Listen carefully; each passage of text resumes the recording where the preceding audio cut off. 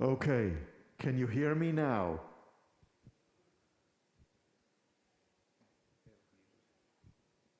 Gilly, can you let me know on the phone? Can you hear me now?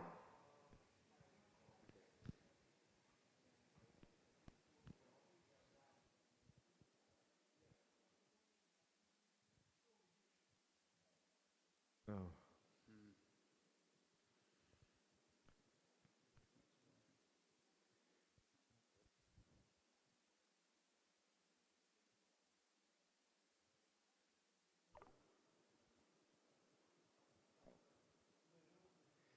In the event they are using Google Chrome, there is a way to see that maybe a setting we need to change. I just want to test the sound. Can you hear me? Can you hear me?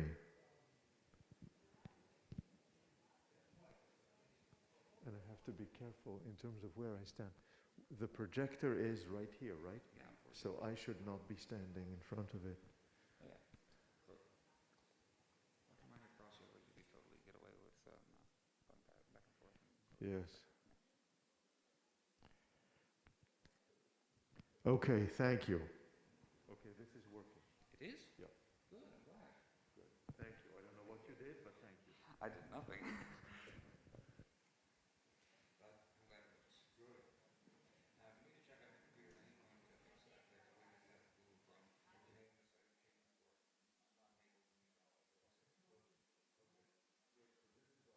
for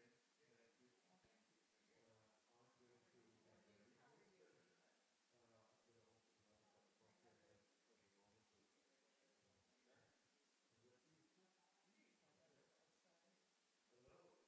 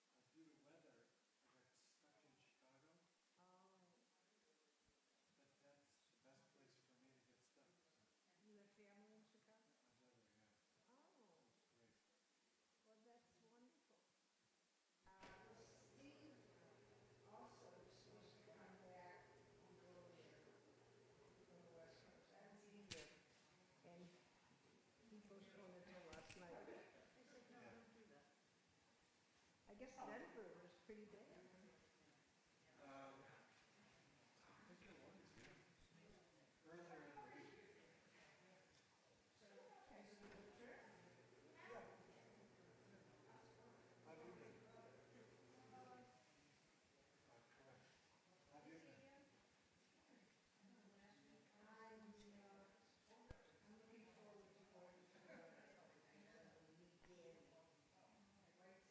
I think you have to get away from here a little bit, or I need to just Yeah, stop. the weather in Florida was not great, but it No, but by the time I go, was nice. you're right. Yeah, sunny. It was kind Yeah. of breezy.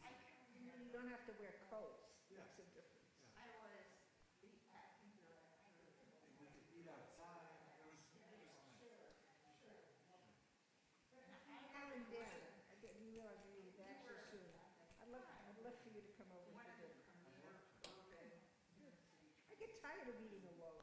I cook for myself, just as I do if I had company. I'll email you. Can you come this afternoon? We're going to have a movie. Oh, that's right. Hello. Hi, how are you? Okay. Hi there. Good morning. How are you doing? Good. What, tell me about the movie again?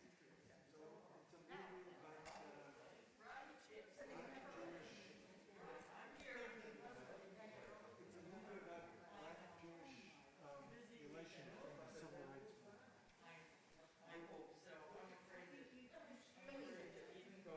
No, it's only in the press. I don't have a ride. I don't know if I can get a ride. All right, we'll see. We'll work on it.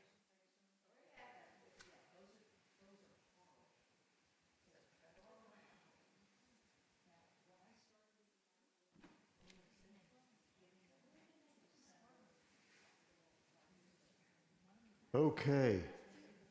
Well, friends, I think a couple of people are going to maybe continue to come in. We have a smaller group today because we do not have the Learning Center running. So many of the parents who come here because they drop off their children, they come to learn while their children are not here today because the Learning Center is not functioning. That's correct. That was also how it started. That's right. So, but we are going to start. And this time, look at this. Our screen is working. And soon enough, all being well, our projector will be working. And when our projector is working, we won't need this cart here in the middle. I will take off my mask, but will be distanced. And if anyone has trouble hearing me, please let me know. And I'm going to ask those of you who are home and who are streaming, if you have trouble hearing me, please let me know. Please email me, contact me, let me know. So nice to see all of you here. Shavua Tov, happy Sunday. Before we start, I want to remind everybody we have a very special film screening later today here at the Temple. And it's a film screening that is sponsored by the Racial Justice Task Force, and that includes many of our partners and friends.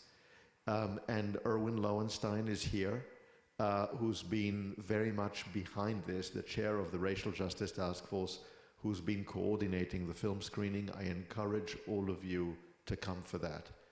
It's going to be a very special moment for us today here at the Temple, 3:30 in the afternoon. Okay, so we are going to do this a little bit differently today, and I apologize to those of you who are home. We're going to do this a touch differently. We're going to pause for approximately 10 minutes in the middle of this session so that we can have coffee and cookies that were lovingly arranged for us by Shira here from the temple. We're so grateful to everyone here. James and Shira, and of course Jen Mendelson and Joanna Cullinan, and all of those people who work hard to make these sessions work and happen. And we're going to stop and pause for a few minutes and go out and have some coffee and then come back to the session. It's going to be a short break, but please bear with us, those of you who are home. A few other things. I was asked to remind everyone that if you are not on the mailing list, if you are not receiving our emails with regard to these sessions, to please reach out to Joanna Cullinan at this email, jcullinan@ttti.org. I'm going to keep this up for a little bit. For those of you who are home, if you are having trouble with our email, please note this email down and email Joanna and we will help you. So that's one announcement, and it's important that we get this out of the way. And the other is, I hope everybody's had the time to write the email down if you need to, or otherwise please feel free to contact me, okay? And the other thing is, please reach out to me with regard to any comments or questions during the session or after the session, and I'm happy to discuss it with you. And this is my email, okay? So I just want to, I've been asked to do this, and I want to make sure that everybody knows how to reach Joanna and everybody knows how to reach me. Well, it's wonderful to see all of you, and we're going to start. And today we are going to start on Ecclesiastes. So for those of you who have Bibles, we're going to use our Bibles a little bit today. We're going to talk about Ecclesiastes today. And I'm going to start out saying that this is perhaps the single most challenging text intellectually that we're going to be looking at throughout this series. Ecclesiastes is challenging, it is difficult, and we're going to talk about Ecclesiastes and how Ecclesiastes works. I want to warn you that we're in for some challenging material today, but very rich and very meaningful, and I think material that we will all be able to, in one way or another, intellectually relate to. We've spoken about the 5 scrolls, and we've spoken about the scrolls relating to different moments in life. And we've also spoken about the scrolls addressing particular approaches to the world. If you recall, we spoke about the Song of Songs and the natural world and love and the notion of regeneration and procreation and the life force that enables us to move forward. We spoke about Ruth in the context of covenant and an approach to the world that's based in covenant, in family, in support networks, in how community works, and in the ability to lift people up through covenant, through family networks, through community. We spoke about this. We spoke about Eicha, lamentations, and loss, and the approach to loss, and life in the shadow of loss. And we are now entering into a very different kind of scroll in Ecclesiastes, the scroll of Kohelet. And here, we are going to be talking about a completely new approach to the world. And the approach to the world that we are looking at today, we're starting to look at, is an approach that I would, for a start, we're going to come back to this and talk about this 3 times, but the approach is, for the moment, philosophical, theological, and sober. Now we are taking an adult look at the world around us. Now, what we're going to be reading is going to be especially challenging for us because it presents itself as a philosophical text. Ecclesiastes presents itself as a philosophical text, but as you will see, there's a lot more to it. It's also a particular kind of philosophical text, and I'm going to talk about this in a moment. And it is a text that we can only understand in the context of the other scrolls. If we don't understand the other scrolls, there is no way for us to understand Ecclesiastes, and we will talk about that in the next couple of sessions. We will see why. Not so much today, but we will see why. Like the Song of Songs, Ecclesiastes, Kohelet, is a compilation. It's a collection of material. Unlike Ruth, unlike Esther, it's a compilation. However, this one is especially well redacted, and it is late, very late, but for a couple of exceptions, like the very end of Ecclesiastes, which we read last week, which is an interpolation, which was added later. The bulk of Ecclesiastes we know to have a relatively small number of hands touching it. How do we know? Because of the language, because of the grammar, because of the usages that keep repeating themselves, patterns that keep repeating. It's the same people who wrote this, unlike the Song of Songs, where you had snippets of wedding songs in different places that used different language, different terminology. Here, we have a coherence that we haven't seen before. So, what do we make of Ecclesiastes? And I'm going to start from the end. I'm going to start here from a little bit of a conclusion. Ecclesiastes is a counter-narrative. And it is a counter-narrative that in certain ways you may find almost heretical. And in some cases, deeply troubling and upsetting.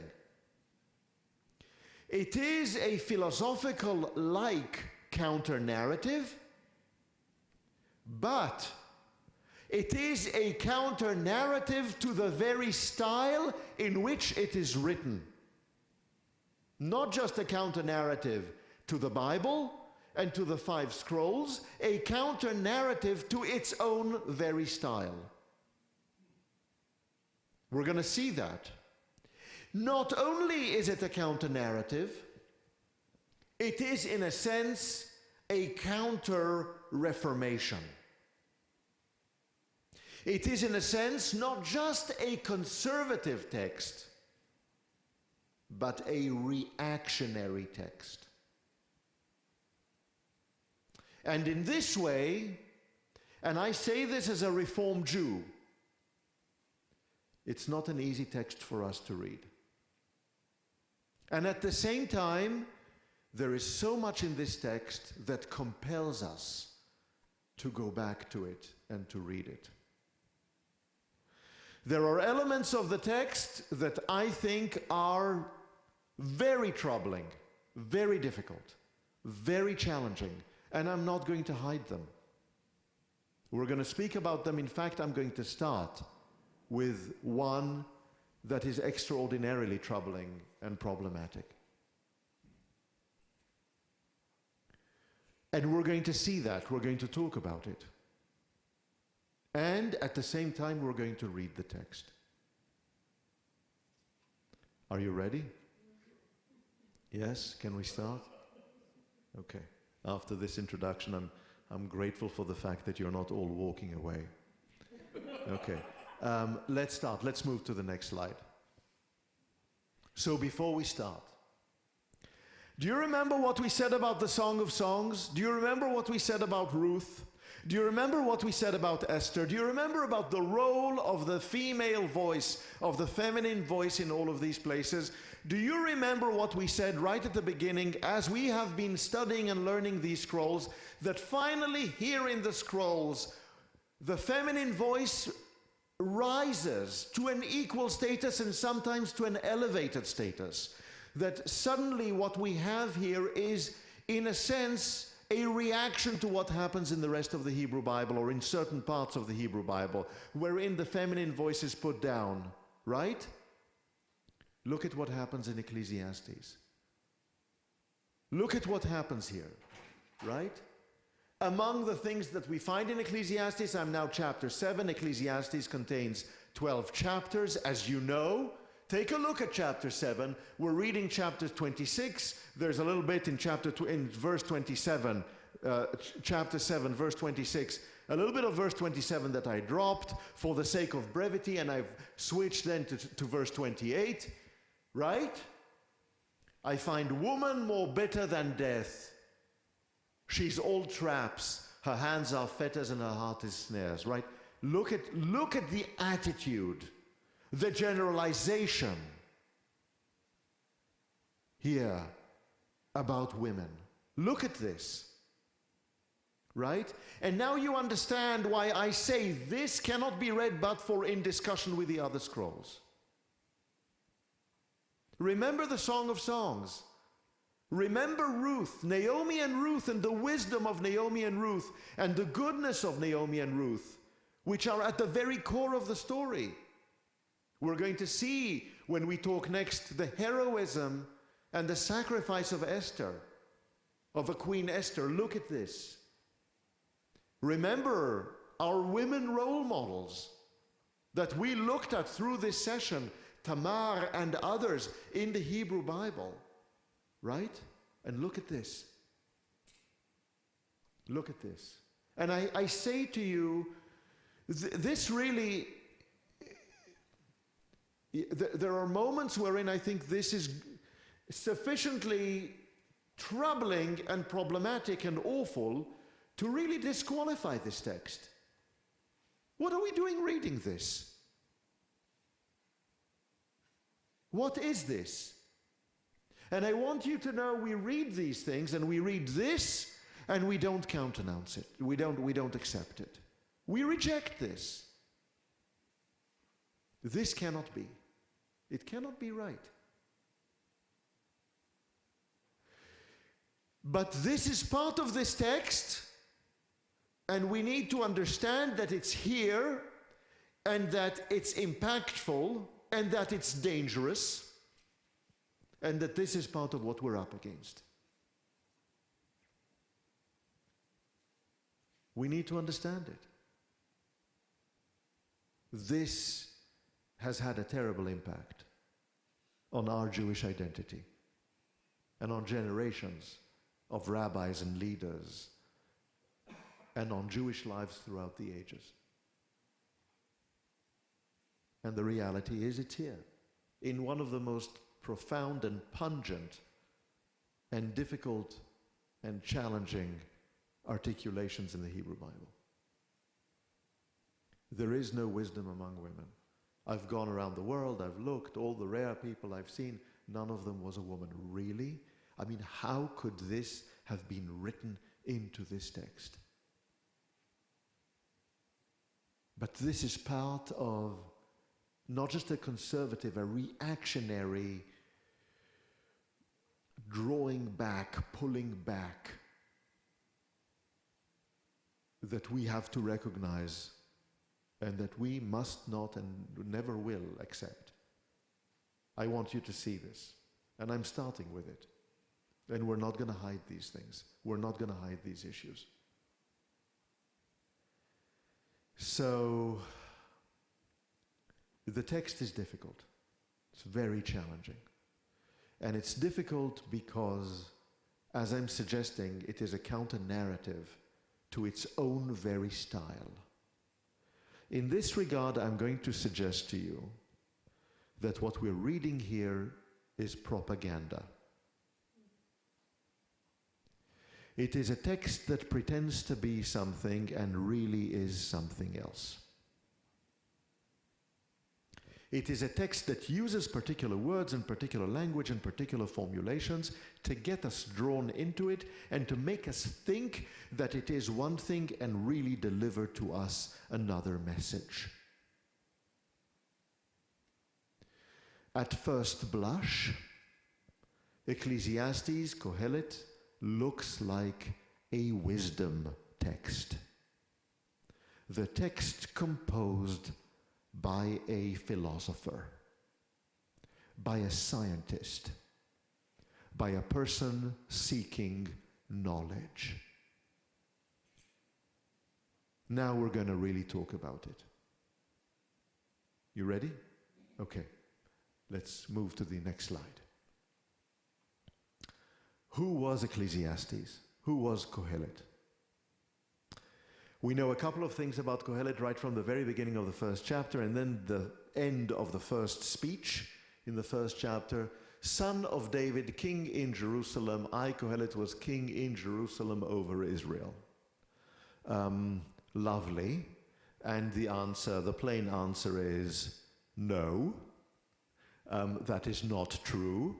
It cannot be true from everything we know about this text. The Hebrew doesn't match. The language doesn't match. We're going to talk about all of these. The concepts don't match. But here is a way to really lend this a great deal of credence. To lend the text a great deal of credence. What are we doing by going back to King David and the Davidic monarchy, that Davidic dynasty? What are we doing? We are going back to a period wherein Israel was united, wherein Jerusalem was the capital. We're going back to a period of, as it were, the building, the construction of the first temple. Solomon was the person who constructed the first temple.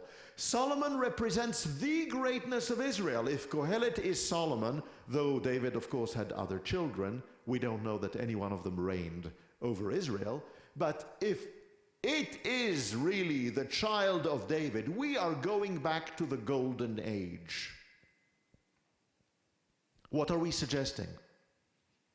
The very beginning of this text is a return to the golden age of Judean Israelite identity, the great empire, the great state that controlled a huge area of land, the building of the temple using slaves from other countries and other ethnicities, right? And what does the king do? According to this, I set out, I made it my mission, it was my passion to go out and seek and study and probe with wisdom. In other words, are we just talking about a king? No.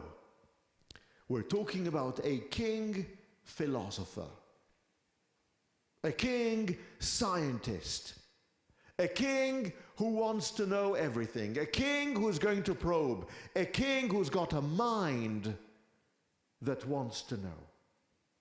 Where is this model from? Does this ring a bell? Where is this model from? Right? First of all, we have Solomon, right? And the prayer of Solomon that we looked at in this class, in these sessions, that we've looked at in the past, wherein Solomon seeks wisdom, right? And by the way, that prayer is consistent with much of what's written here. But secondly, I hope that this starts to ring a bell for someone at home and for us here as a model that is very deeply influenced by Persian and Hellenic cultures, wherein the nobility and those in power are also philosophers, are also students of wisdom, of science, of the world. Yes? We're going to talk about this further in a moment. Okay?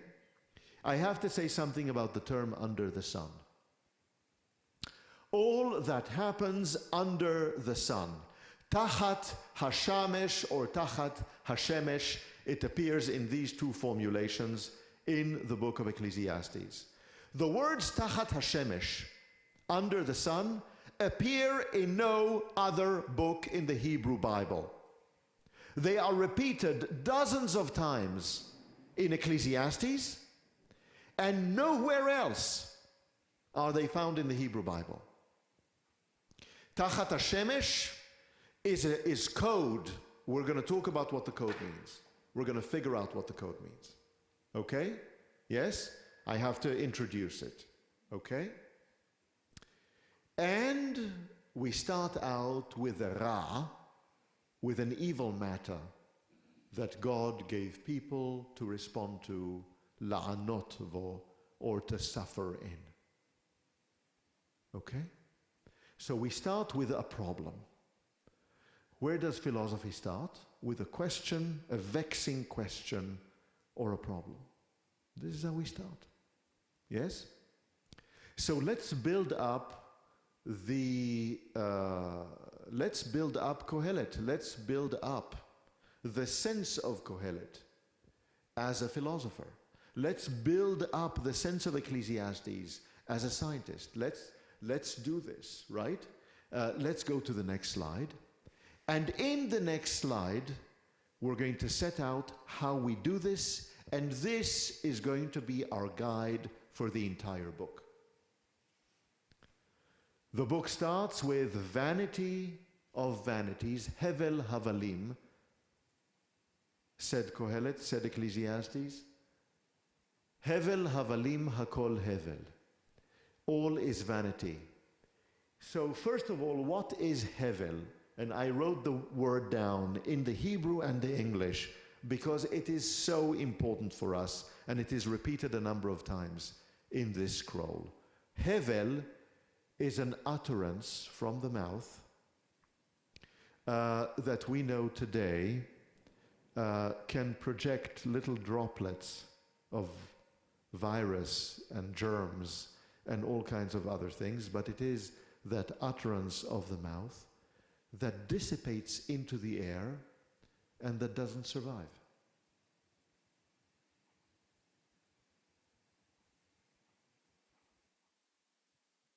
It's gone. My sound projected a moment ago, my voice projected a moment ago, now it's gone. The very act of the utterance is a vanity. We're doing something here by making the utterance that doesn't last. It's gone. Vanity is the notion that we have something that is so important to say that we are going to say it, utter it into the world without fully acknowledging and recognizing that in a moment it's gone. That is a vanity. Vanity relates to the notion of some importance that in reality, in nature, in the world, is not there. Am I making sense? That is the word Hevel. That is the definition of Hevel. Hevel is that utterance. So Hevel Havalim Hakol Hevel. What benefit is there for the human in all the labor, in all our labor under the sun? Now, the word for benefit here, I translate it as benefit. It's variously translated. There isn't a good translation to it. The word in Hebrew is yitaron. Yitaron comes from yeter, remnant, remain, something that remains and that is additive to what there was before. In other words, what is a benefit? Something that is added and that remains with us. Yes? So what is the benefit? In other words, what is the yitaron? What is added to us through the labor? Right? That's the question. Do you understand the question? Am I making myself clear? Yes? Good. Okay. What is the yitaron? Now, Ecclesiastes shares his hands with us. Ecclesiastes, Kohelet, is a consequentialist. What does Ecclesiastes care about? The consequences. What remains? What's the benefit? What do I get from this? What is the benefit? Yes? Okay? What remains with me? And what remains with me from what?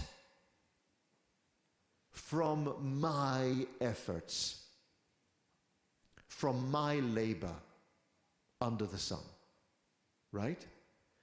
So I put in, and the question is, what do I get out? What remains here for me? Okay? Am I making sense thus far? Yes? Is this clear? Good. All right? That is the central question. Amal here is labor or effort, right? Exertion. Yes? That is the word in Hebrew. Yitaron is, amal is also tiring. We know amal as representing also the tiredness that comes from exertion. Yitaron is the benefit, the additive benefit that remains with us. That's the question. That is the central question that Ecclesiastes tries to cope with and tries to address with us. Now it gets interesting. Take a look at the next slide. Here is science. Here is what we know. Ecclesiastes tells us, I've gone around the world, I've probed, here is what I have found. A generation goes and a generation comes, the earth remains forever. The sun rises, the sun sets, glides back where it rises, southwards, blowing, northward, ever turning, blows the wind. On its round, the wind returns. The sun rises, the sun sets. The wind blows back. All streams flow into the sea, and the sea is never full. To the place from which they flow back again. There's a cycle, there's a water cycle. We understand the water cycle. Yes? What is this? What do you see here? What do we see here? The four elements of nature. The four elements of nature. Earth, wind, fire, sun, fire, and water. Right? Where do these four elements come from? Nature, that's correct. Who really turned them into the cornerstone of philosophy and science? The Greeks. When did that happen? Around the 5th century before the Common Era. And what does Ecclesiastes say here to us? I know this stuff. I get it. I understand the science. I know this. I understand that the earth is permanent, that the earth is here to stay. I understand the cycles of the sun, and in terms of the seasons and in terms of the years and how to work the calendar. At the time, you remember, we think the sun rotates around the earth. I get it. I understand all of this. I understand the wind and wind patterns, and I can tell the difference between the southern wind and the northern wind and the eastern wind and the western wind, and I understand the water cycle. I get it. And all of these are permanent. And what is permanent about our world? Nature. This is permanent. This is what is lasting. Generations go, generations come. This is permanent. Am I making sense? Yes? So far so good? Let's move to the next slide. It gets worse. The earlier ones are not remembered. Anyone in this room can tell me the names of their great-great-grandparents going back 5 generations? All of them? Do we remember them? Do we know who they were? Do we know what their lives were like? Do we remember? The early ones are not remembered. So too the latter people, they will not be remembered either by those that will be at the very end. No one is remembered. This is difficult. I'm sorry. We're not remembered. People are not remembered. What do you mean we're not remembered? We don't remember Abraham, Isaac, and Jacob, and Sarah, and Rebekah, and Leah, and Rachel, and we don't remember Moses and Miriam. We don't remember. What do we not remember? How many people do we remember? How much do we remember? How much do we know? Right? The living know they will die. Look at this. The living know that they will die, but the dead know nothing. They have no more recompense. The memory of them has died. Their loves, their hates, their jealousies have long since perished. Ahavatam sin atam, right, have long since perished, and they have no more share till the end of time in all that occurs under the sun. Wait a minute. Aren't we supposed to believe in something else? Aren't we supposed to believe that we return to our ancestors? Aren't we supposed to believe that we are returning to the very source of life, that we are part of a chain of life? Aren't we supposed to believe that there's more out there? What does Ecclesiastes tell us here? I am a scientist. I am a philosopher. Here is what I have found. Here is what I have seen. This is it. There's nothing else. Can you imagine this being in the biblical corpus? I mean, can you think of this being in the biblical corpus? How many times in the biblical corpus this person begat this person and begat that person and begat? What are we doing in the biblical corpus? So right from the Genesis, the Torah portion of Genesis, recording the names of ancestors. What is Ecclesiastes thinking? What is Kohelet thinking? This is the counter-narrative.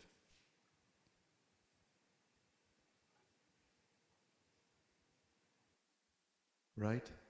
And it's striking. It's shocking. And it's intended to shock. It's intended to strike us. Look at us. We don't remember. The ones who are gone are not really remembered. We will not be remembered. And all there is what's here. Right? There's a jolt here. Yes? Let's move forward just for a little bit. Okay? It goes further. Even during our lifetimes, we talked about the dead a moment ago, those who have passed away. Even in our lifetimes. Here, chapter 9. A little city with few people in it, and it came that there was a great king who attacked it and built mighty siege works. And present in the city was this poor person, but who was wise, who would save the city with his wisdom. No one remembers the poor person. This is during our lives. Do we recognize wisdom? Do we remember? And this is remembering. Whom do we remember? A poor person's wisdom is scorned, and her or his words are not heeded. What a condemnation of our world. What a condemnation of everything that we're experiencing in our world. This is Ecclesiastes. I am going to tell you this as I see it. The rest of the Hebrew Bible, good luck to you. This is what I see. Do you see what I mean by counter-narrative? Yes? And it's included in the Hebrew Bible. Next session we're going to see that the rabbis in the Talmud said, should we include it? Should we not include it in Tractate Shabbat? It's included. It's included in the Hebrew Bible. Puts everything into question. Everything into question. right? Let's take a look at this, right? Next slide. Justice.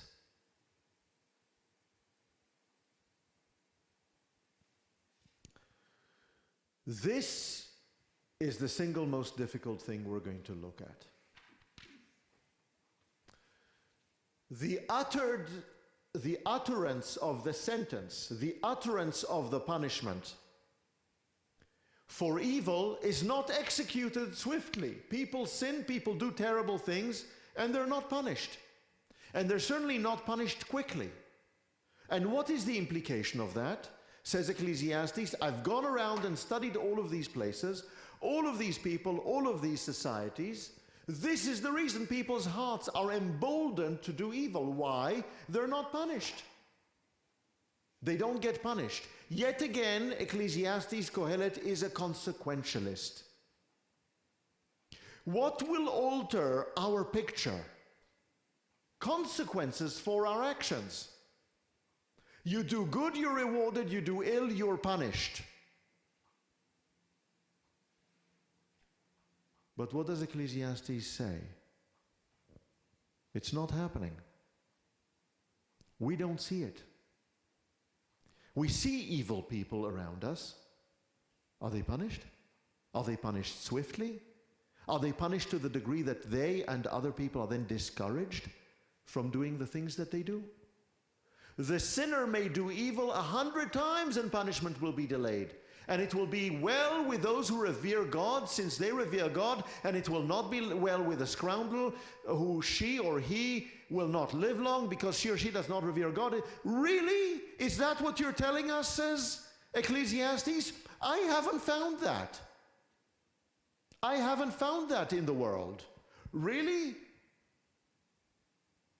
There is justice for the good and justice for the evil? This is what you're telling me about the world? Huh? I missed it. I don't see it. A moment ago, memory and collective memory were a holy cow that was just slaughtered. Now, we're on justice. The notion that justice is and can be and will be done.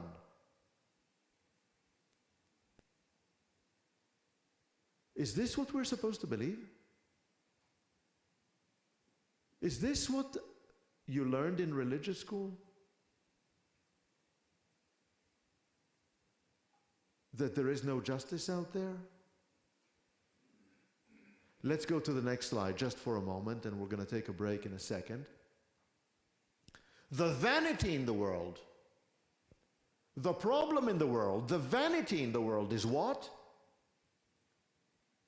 That sometimes the upright is requited according to the conduct of the scoundrel, and sometimes the scoundrel is requited according to the conduct of the upright. I say all this is vanity. Here is the problem of the world.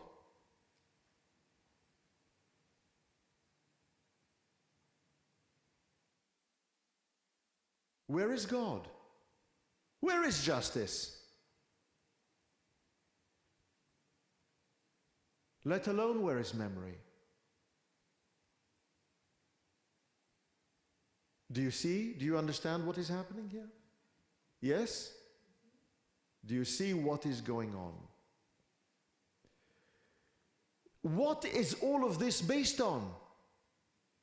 What is Ecclesiastes doing with us here? Forgive me for going across the screen here for a moment. What is Ecclesiastes doing? What is this? It's all based on observation. This is my observation of the world. This is how I see the world. I'm a scientist. I'm a philosopher.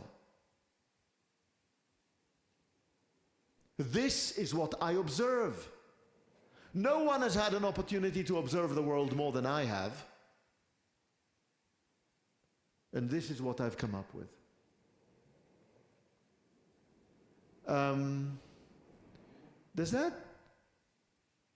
Does that somehow sound right to us in the biblical context? No. Mel, are you enjoying this? I can't understand why he thinks his conclusions are correct. Well, Mel is asking, why is it that the author of Ecclesiastes feel that his or her conclusions, it so happens, we believe, a group of their conclusions are correct? They do believe that their conclusions are correct. They do believe that this is the message that the world sends to us. They do believe that we are living for them in an age of crisis. Crisis of faith. Crisis of faith in memory. Crisis of faith in justice. Crisis of faith in other things that we will look at. That we cannot take for granted everything that we're hearing around us.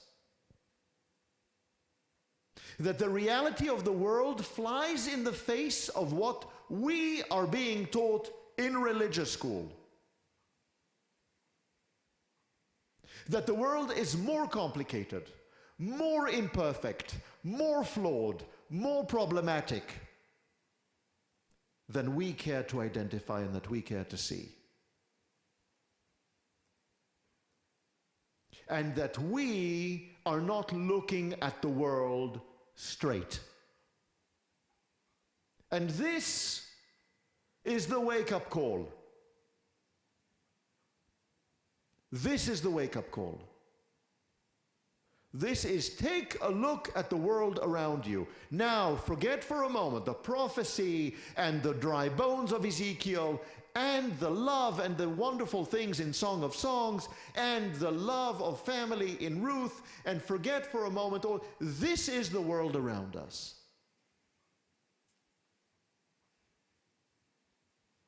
Yes? Which is difficult. It's challenging. This is what Ecclesiastes is presenting to us in 12 chapters.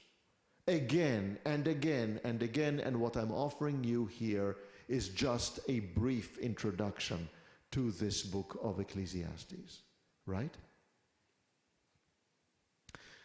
I think we need a cookie, right? I think we need a little bit of sugar to make us feel better now. I'm not going to let you leave this session on this kind of note, but for the time being, let's pause for a moment. Let's go out, get a cup of coffee or a cookie or a bathroom break. We will be back in approximately 5 minutes, okay? Let's do that.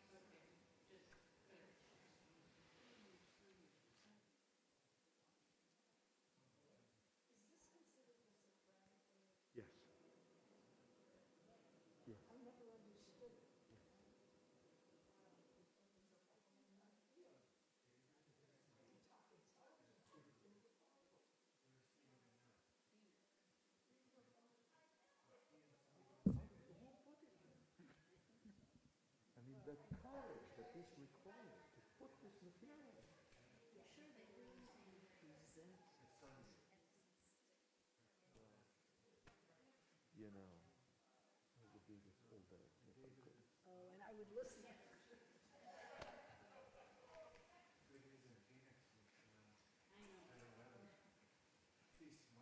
Backward sweater on today. I know. Love it. I couldn't decide. I love it. What did you ask him? You said, is this the... Socratic way.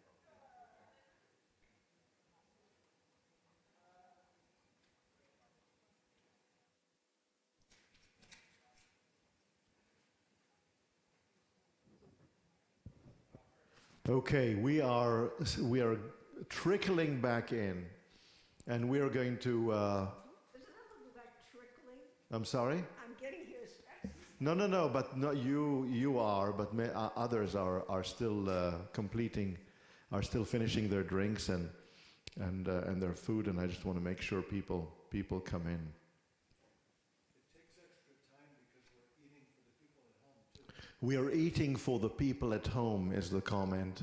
So you should see this. There are brownies and black and white cookies and a whole number of things here, and there's coffee and rogalach. There are rogalach here as well. Thank you for. So you know, for those people who wish to come in the future, you should know that this is a great moment of discussion and of just gathering together. It's really lovely. And I'm going to take one more minute, and we're going to resume. And we're going to remain for a moment on the question of justice. We're going to remain with this for a little bit, and then we're going to move on.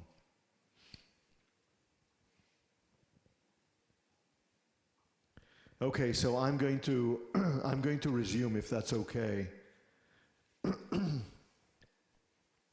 And we're going to switch to the next slide. And here we continue. We're still on fate and justice. And here comes the summary. Here comes the message that Ecclesiastes Kohelet sends to us about justice in the world. The same fate is in store for all, for the righteous and for the wicked, the pure and the impure, those who sacrifice, those who do not, the good and the sinner, those who swear, those who shun oaths. This and how, now look at this, look at what Ecclesiastes has to say to us. This is the evil, evil in Hebrew is ra. This is the evil, this is the bad about all that occurs under the sun. The same end is in store for all, right? And the verse continues with the notion that the living dog is better than the dead lion. In other words, what do we all have to look forward to? The very same end. Now, this, at the end of the day, is now I want to point this out. Kohelet Ecclesiastes doesn't say that this is vanity. Ecclesiastes Kohelet doesn't say that this is a quirk of the world. Ecclesiastes here says this is evil. This is an evil. Here Ecclesiastes is taking sides. Kohelet is rebelling. Kohelet is saying this isn't right. We cannot accept this. This is completely unacceptable. This is evil. You know, it's remarkable. It's a remarkable statement. And it's a remarkable statement not because it's a statement of reality, but because it's a statement of affront.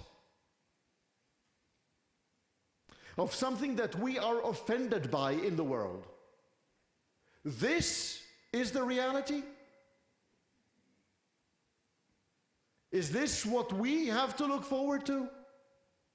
We're all going to end up in the same place? Everything is all the same for all of us? And not only that, there's more. And here we're going to go to the next slide. The race is not one, the Hebrew here is extraordinary for those who can read the Hebrew. The Hebrew is extraordinary. The race is not won by the swift. This is about our lives. This is not just about the destination. This is about our lives. The race is not won by the swift, nor the battle by the valiant, nor is bread won by the wise, nor wealth by the intelligent, nor favor by the learned. Oh, you think you're so smart. You think you can do this. You're so courageous. You're going to go out there. You're such a great fighter. You're going to fight. You're not going to win forever. Your intelligence is not going to stand you in good stead forever. Heaven knows how true this is. You know, the good meaning, the good intentions, the attempt to be good, the attempt to be courageous, all of these things, the time of mischance comes to us all. And look at this. Humans cannot know our time. We don't know. And look at the images. As the fish are enmeshed in a fatal net, and as birds are trapped in a snare, is there any rhyme or reason to this fish being caught and that fish escaping? To this bird being caught in a trap and that bird escaping? Is there any rhyme or reason to this? What? Was this fish charitable as opposed to that fish that wasn't charitable? Was this bird better than that bird? Is there a reason for this? What is the image here? We are like the fish. We are like the bird. Look at this. So people are caught at the time of calamity when it comes upon them without warning. We're caught. We're healthy one day, the next day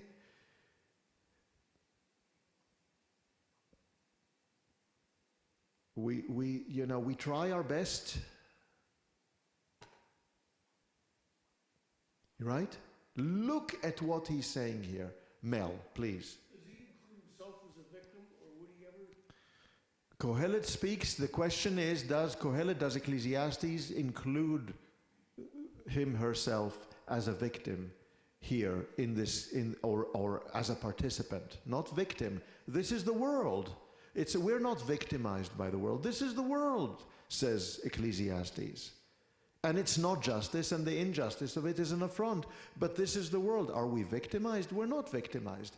We're participants in this. So are the birds and so are the fish. We're part of this world, right? Yes, Ecclesiastes is included. Everybody's included. Ecclesiastes here is not spoken by God. There isn't a moment of prophecy in the whole of Ecclesiastes. It's all presented by the wise, as it were, philosopher. This is the product of, as it were, wisdom. And wisdom we're not going to talk about today because it's going to take us too long to get there. We're going to talk about it next week. Okay? Yes, Helga. Is the outcome then, these things happen haphazardly and we are to make the best of it? For the time being, the outcome is, this is the world as the question is the outcome now that this is how things are and we try to live with it. Yes, for now, this is the description, not the prescription, but the description of our reality. This is how our reality functions. Yes?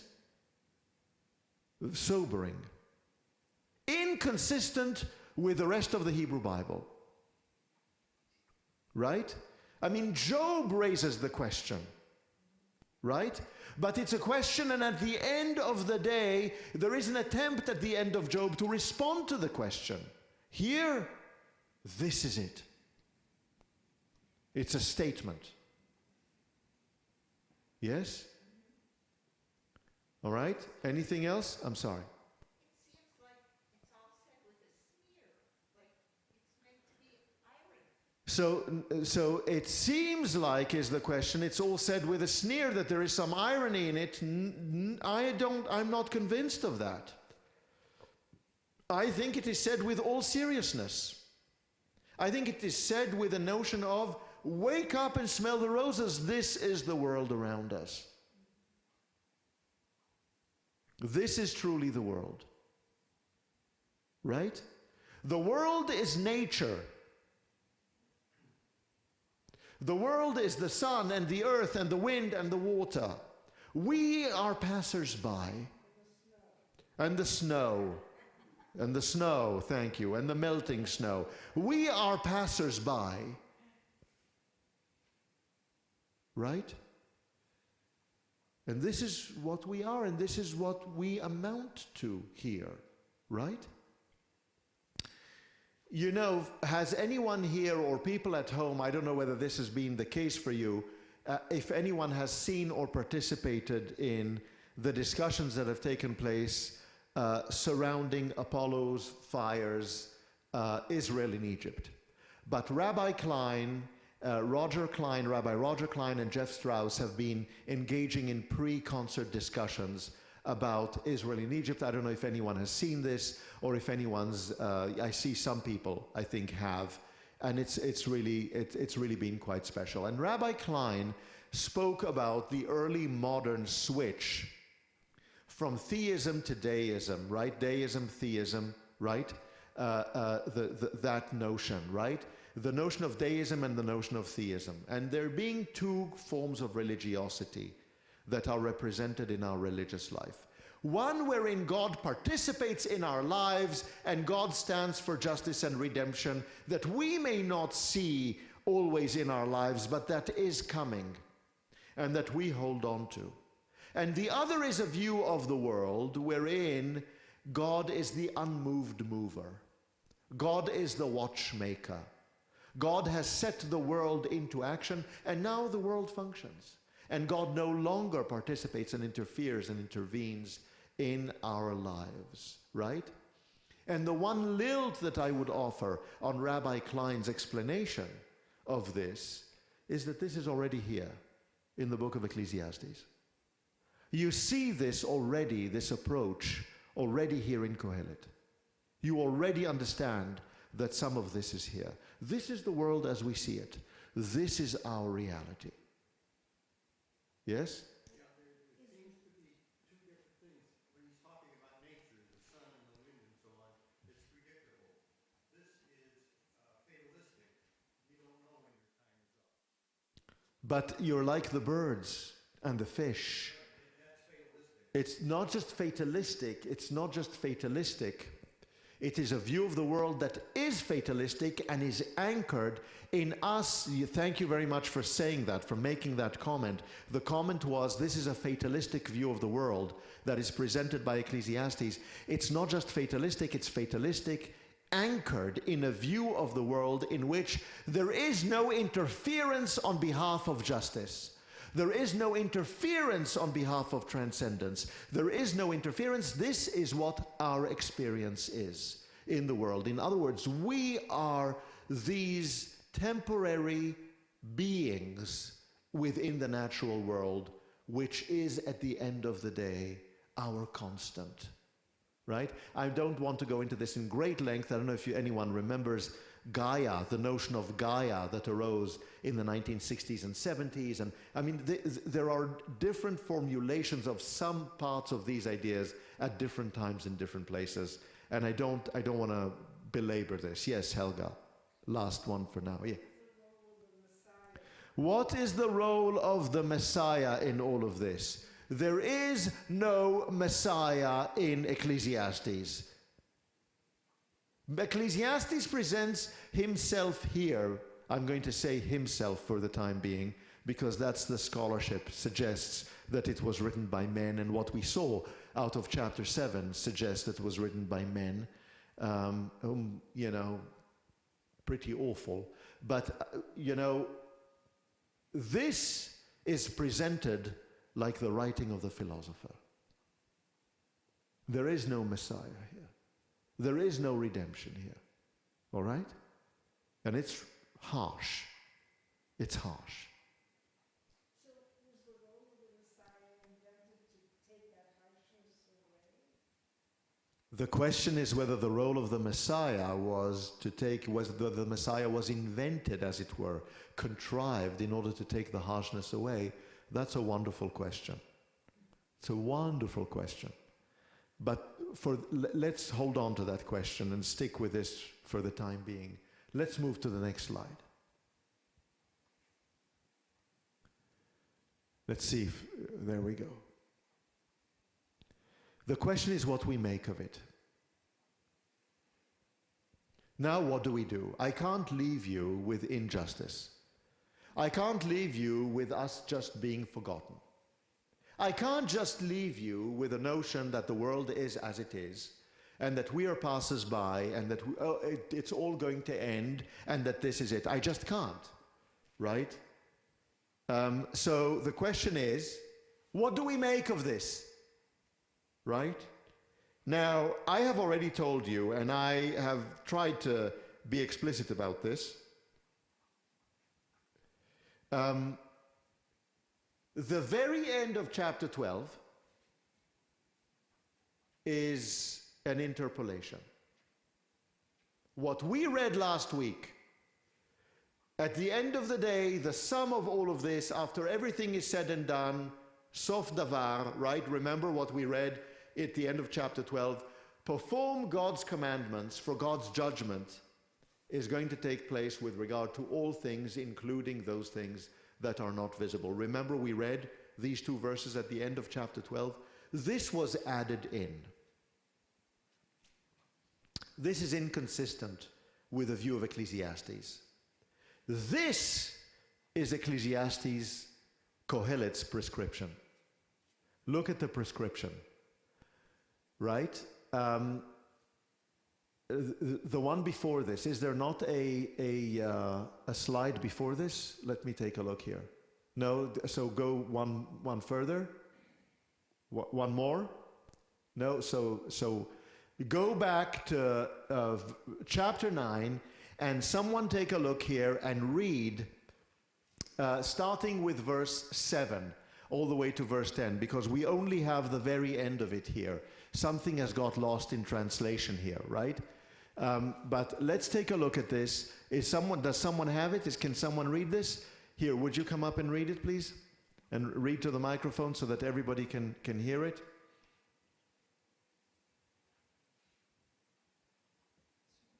Is it on? Good. Go, eat your bread in gladness and drink your wine in joy, for your action was long ago approved by God. Let your clothes always be freshly washed, and your head never lack ointment. Enjoy happiness with a woman you love all the fleeting days of your life that have been granted to you under the sun all your fleeting days. For that alone is what you can get out of life and out of the means you acquire under the sun. Whatever it is in your power to do, do with all your might. For there is no action, no reasoning, no learning, no wisdom in Sheol where you are going. Thank you. I hope everybody caught this. I hope everybody heard this, right? Enjoy love. Enjoy connection. Wear clean clothes. May your head always, your hair on the head, always be oiled. In other words, may you experience some form of luxury in your life. Enjoy the moments of love with a spouse. Those moments of connection. Think back to those moments of gift, of connection, of real relationship, of profound relationship. The work that you do in the world, this is what it's for. It's for bringing joy into our lives. This is what we have to look forward to.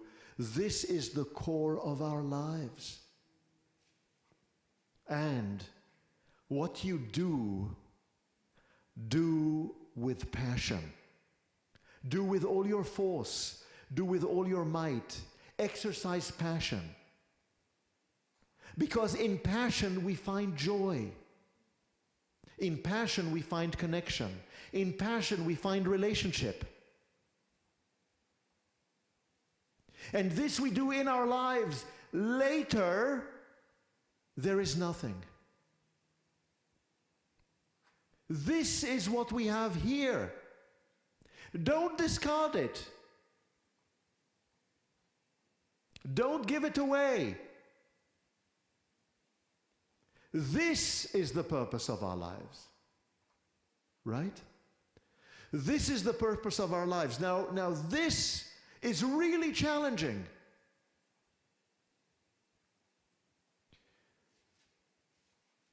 In the sense that it's inconsistent yet again with the biblical message. Is this all there is to the world? What about us bringing God's vision of the world to bear? What about us repairing the world? What about us doing things for others? What about the way the world ought to be? This kind of utilitarianism, this kind of almost hedonism, of self-centeredness and of wisdom. Right? Is this consistent with the rest of the biblical message that we learn? Is this what we learn in religious school? You know, the sinner and the upright, the good and the evil, those who do well, those who don't do well, everybody's the same. Everybody's going to get the same. Everybody's going to reach the same destination. Wash your clothes. Take care of yourself. Make sure you're okay. Experience some kind of goodness, some kind of luxury. Treat yourself. Spend the time and the effort and the money on yourself. Live in relationship. Enjoy the relationship. Experience the love. When it's there, it's amazing. And then remember it. Know it. Know that you have lived it, that you've experienced it. This is life. And it's not just spouses, parents, children. Think about your relationships. And do what you do with passion. This is what we have. On the basis of everything we looked at today, in our introduction to the book of Ecclesiastes, to the scroll of Ecclesiastes, on the basis of all of the description, this is the prescription.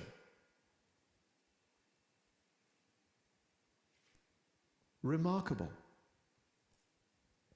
Remarkable. In the Hebrew Bible. Now, there are many questions that are left that are not answered. One of them is, what about wisdom? That is complicated. That we're going to talk about next week. And a few other things. I hope this has made a little bit of sense. Are there any questions or final comments? Is there anything else that we want to address at this time? I'm going to see whether people have sent me any questions or comments here. It's 12:20 and I want to let you go before 12:30. Let me see whether there are any questions. I do have a question on email.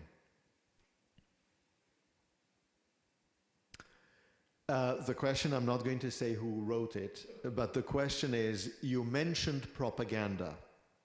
Can you explain in some depth how this factors in and to what purpose? Yes. This is propaganda in the sense that it presents itself as a text of wisdom. But as we shall see as we go looking at this text, it is both a text that promotes wisdom and that undermines wisdom at the same time. It is a text that speaks of wisdom and that tells us that wisdom, and we saw this at the very beginning, is vexing and problematic. That tells us, as we saw here, that wisdom, if you like, is not going to alter our end. It's not going to bring us good fortune. It's not really going to benefit us. Remember what it said before? That the wise and the unwise are not necessarily going to be rewarded according to the way they ought to be rewarded? The intelligent and the unintelligent? In other words, there is an approach to the world here that is both anchored in wisdom and undermining of wisdom, that is anchored in God and in nature and in faith in God and nature, and that also undermines our sense of God and our sense of faith. There is something here that is affirming of who we are and the way we see the world, and at the same time also undermining of who we are and of our place in the world and of our self-important view of ourselves. In other words, this is a narrative and counter-narrative. And it's a counter-narrative to the biblical text and to the other scrolls, as we have started to see. But in the way it is presented as a wisdom text, it is also a counter-narrative to the very style of the writing of this text itself. In this regard, it is the first and most successful biblical propaganda text. An entire book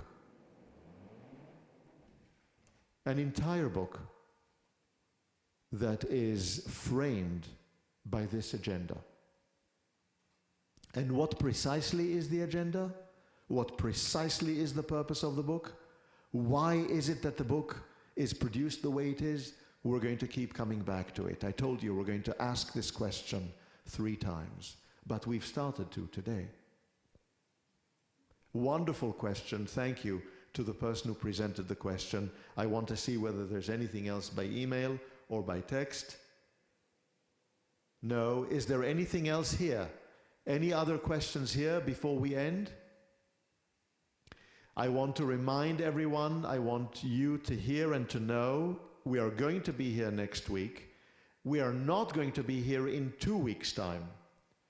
In 2 weeks' time, on March 5th, we are not going to be here. So please remember, there is going to be a break on March 5th, and then we will continue.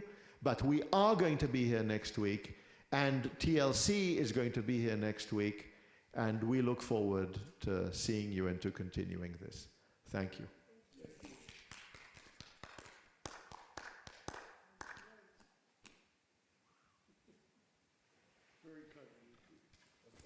Very contradictory.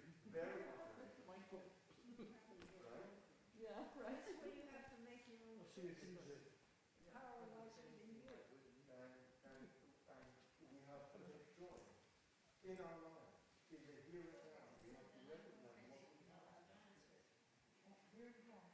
Recognize the limits. And there's so much. Say anything about good and evil. This doesn't necessarily say anything about good and evil. This says do what. Oh, okay. But we talked about the upright and the righteous. But it didn't make any difference. It says we're all going to die. Right. And don't think that those are those punished and we're going to be rewarded. That leads you down a primrose path. Still waiting for the reward. Every day you're here, you're rewarded. That's what they say. Oh, It is everything.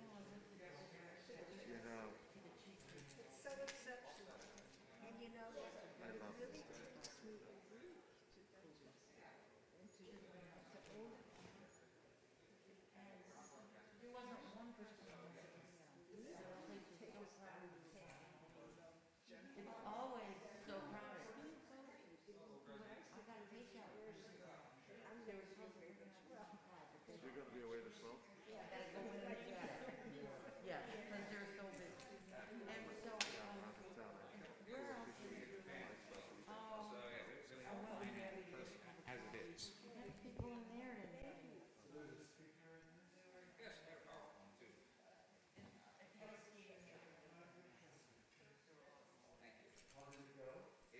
swimmingly. Now, the one slide that was missing, that, sorry, just one.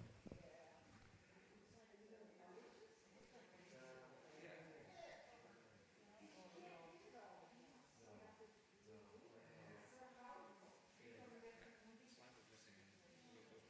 I should pay attention. Okay, department looked great, sounded great, all looked great. During the break, no, most of them stuck with it, and yeah, we had to ask them about both of them. We counted one, two, three. Good time, nobody around.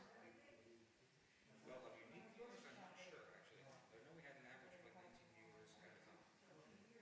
I'm not sure if the, not sure if the thing, if the view, if the active viewers got down, if they switched to another tab or anything. I'll make sure. First things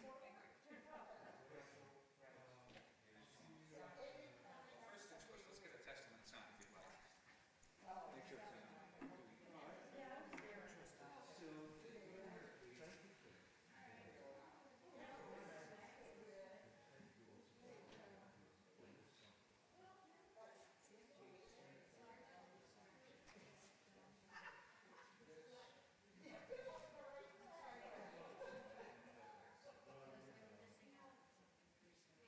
I grew up in a town with, on the 7th of May late at night. So we did.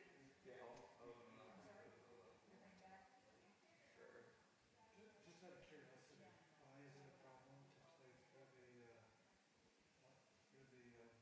we don't really have a line. Or maybe we do. No, no, no. Basically, typically, we do. I mean, we've got a long, long, long 30, 40 minutes from there to